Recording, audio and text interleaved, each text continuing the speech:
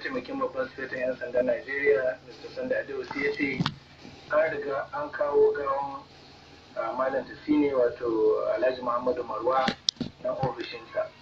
To, ba wannan gawan kaɗai ba, kamar yadda kuka ji a cikin labaranmu, akwai matar shi ma wanda ake ce da ita Zainab, ita ma tana nan. In kun saurare mu, kunan daure za ku ganta yanzu ba daɗewa ba.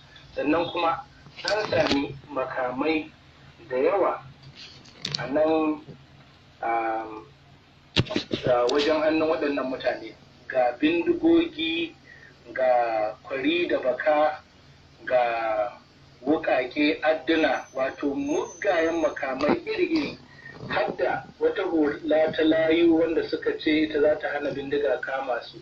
Ba dai irin mugayen makaman da mutanen nan ba su da shi, kuma ga sunan birjik da idan kuna gani. To wannan Zainab ce, mata ta uku ta shi Malam Tatsine. Zainab ta shigo ga ta nan tana kuma goye da ɗan shi Malam Tatsine Bashiru, an kawo ta. To da aka dai kawo ta, Zainab ta tabbatar gawan da aka kawo, wato wannan gawa da kuke gani shine na Malam Muhammadu Maitatsine. Shi kuwa an same shi ne jiya, an harbe shi garin yana gudu tare da ita Zainab din. 'Yan sanda suka buga kafar shi da bindiga suka harbe shi.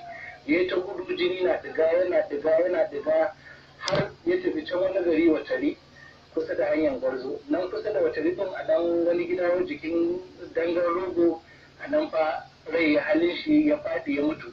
Kuma maza suka samu suka binne shi, amma 'yan sanda sai da suka babulo. Ga abin da Zainab ne take cewa yanzu.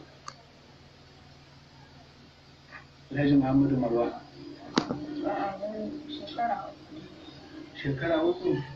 An haihu tare da shi. Ga wanda aka kawo kin tabbata nashi ne? Ga wanda aka kawo nashi ne? Kin tabbata nashi ne? Yaushe kuka rabu da shi? Yaushe kuka rabu da shi? Jiya kuka rabu da shi? Ko nawa ne matan shi? Ko hudu? Ke ce ta nawa? Ke ce matan shi ta uku? Akwai wata amarya daban? Ta shi kenan, mun gode.